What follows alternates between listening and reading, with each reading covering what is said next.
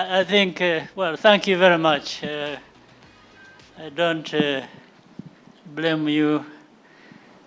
I think you heard me yesterday saying I don't like giving speeches.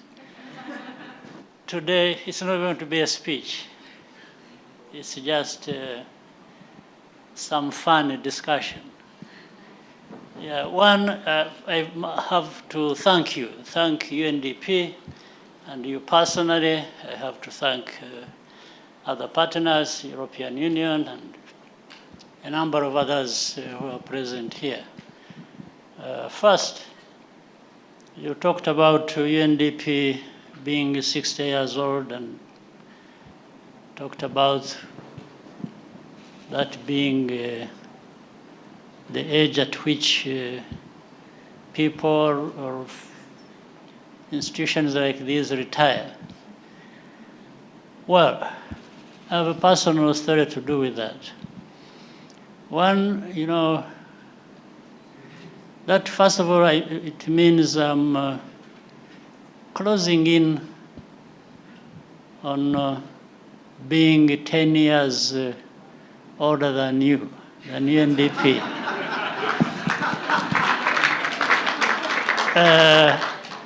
But the story goes, when I was 40, I was actually thinking of maybe doing something and then retiring. Then I became 50. I found there was more to do than retiring. Went to 60, the same story. Now I'm about to be 70 in a few years, so I think there is still some work to do. But we can keep changing ideas and places and where we operate from. But if I retire, still I have something to do. At least I'm going to be a cheerleader for those upcoming young people who are doing different things. And giving them a bit of advice here and there and reminding them to, be a little careful about this, about that, and about that. When you are still very young, you feel like you can do anything. You can climb a mountain and they tell you jump and, you can fly without a parachute. And you think you can do that. We went through that. It was the time we felt we could. But as you grow, you start making sense of all these things and want to be a little more careful and then looking at what you are doing and where you are headed and making a sense of all of that. So that's the story that therefore builds around the Timbuktoo endeavors that thanks to UNDP and other partners have made it real. As you rightly said, it's no longer a dream, an idea. It's there, it's working. And we have to put in more energy and resources and ideas and, scale it up to reach wherever we intend that to reach to benefit from the meaning of all that it carries with it. So I just wanted to thank you and encourage the young people here in the room and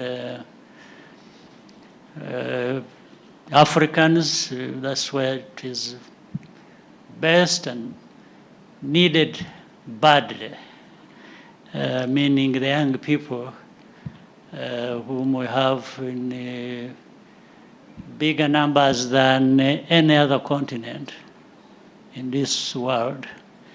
I think we can really reverse the kind of trend. We can't be an African continent. We can't be Africans. We proud people, values, culture.